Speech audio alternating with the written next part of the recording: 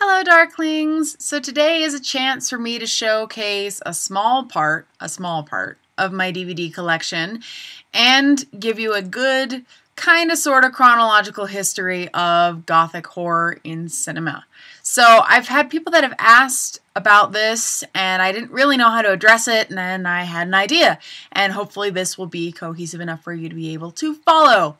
So one of the first things that I'd have to start with was going to have to be Dracula as a very large, substantial giant within the entire history of Gothic filmmaking.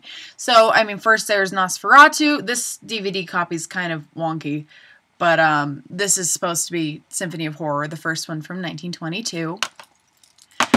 And that was kind of the beginning of the Gothic horror movement after the Doctor of Caligari. Thank you, Germany. Then the US had to do Dracula. That was definitely kind of a weird hit or miss. It then spurned some sequels, such as Dracula's Daughter, Son of Dracula, and House of Dracula. And, I mean, Dracula's always been a big powerhouse within the Gothic literary movement, let alone in the Gothic filmmaking movement. And then it continued to go on into the 70s with Frank Langella as the title character in 1979, and Klaus Kinski in Nosferatu in 1979 as well.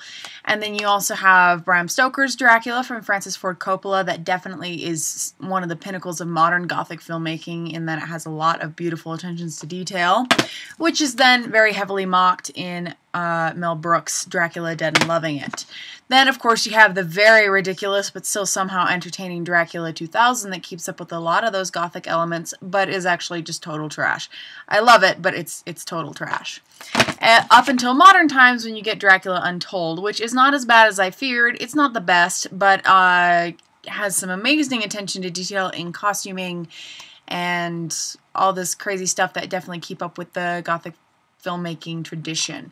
Another big powerhouse figure is, of course, going to be Frankenstein. And I don't have Thomas Edison's 18-minute short with me. But, of course, there is James Whale's very classic Frankenstein. Bride of Frankenstein. Ghost of Frankenstein. House of Frankenstein. Frankenstein meets the Wolfman. Universal had a fun time doing Frankenstein sequels because financially Frankenstein fared a little bit better and was plagued with less production problems than Dracula, so there were more. And I mean, I love all the Frankenstein films. And then you get more modern retellings of it based off of Lovecraft's adaptation, which the original story itself is not really all that good. But Stuart Gordon's adaptation of Reanimator is, of course, very fun. My Bride of Reanimator DVD didn't make it over into this pile.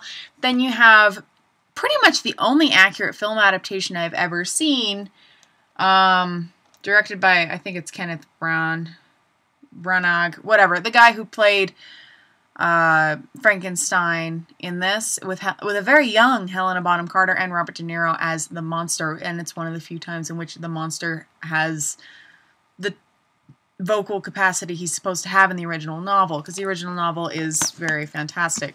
Then you have very stupid, very ridiculous things like The Bride with Jennifer Beals and Sting. This version of Frankenstein that has a fantastic cast, and I haven't gotten around to watching just yet.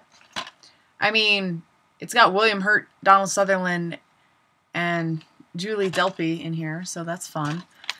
And then you have Tim Burton's own version of it, which is Frankenweenie. Another big powerhouse figure that's very important to remember and take note of will have to be all of the Hammer Draculas and all the different Hammer films. This is a lot of Hammer films in here. Legend of Seven Golden Vampires, their version of Phantom of the Opera, Curse of Frankenstein. I have like 6, 7, a lot of versions of Dracula with Christopher Lee, bless him, miss him. So Hammer is definitely one of the strong powerhouses of Gothic filmmaking and Gothic horror, especially during their heyday in the 50s. They kind of started going for more of that sleaze picture thing in the 70s, so they got more naked girls and less plot, and it still kept up with the low budget thing. And then you have their adaptations of Frankenstein, which is also very good. and Christopher Lee and Peter Cushing were their two biggest hitters and a couple of their most important. Another one who is a testament to Gothic filmmaking in the 60s would be Mario Bava, Blood and Black Lace and Black Sunday. I've mentioned Black Sunday before, and I meant to have mentioned Blood and Black Lace, but this is more of his like giallo horror, and giallo is a type of slasher from Italy that was very popular in the 70s. It's that really cheapo, gross type of mentality based off of cheap yellow paperbacks. So Mario Bava and the very infamous Barbara Steele were big players within the Gothic horror movie. And one of my personal favorites would have to be Phantom of the Opera. This is the 1943 version, the 1989, and the 2004 versions. My 1925 version's in a disc set, so I didn't bring it over. And then you have, of course, Roger Corman's contribution with all of his Poe stories that he did with Vincent Price.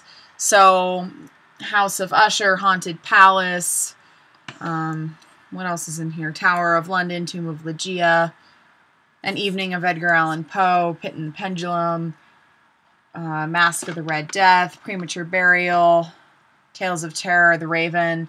These are all really fun ones that feature Vincent Price, and then there are others such as what is this? X, The Man with the X-Ray Eyes, which is not part of his Poe collection, but Poe is another one of those authors that made the Gothic genre popular and readable for people. So I have a giant pile of the Vincent Price, Roger Corman Poe films in here, as you can see. And then this is kind of going into stuff that's a little bit newer and just as important. Like, I'm a big Dario Argento fan, and I didn't bring over The Mother of Tears, but the Three Mothers trilogy has a lot of Gothic elements. His color palettes in the first two films, Inferno and Suspiria, are absolutely fantastic and have these really interesting sets that have a fascinating clash between modern and Gothic, which is really interesting and definitely something that would be popular in the late 70s, early 80s.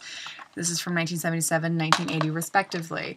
Then you have really stupid but amusing and important films for the genre, such as Gothic.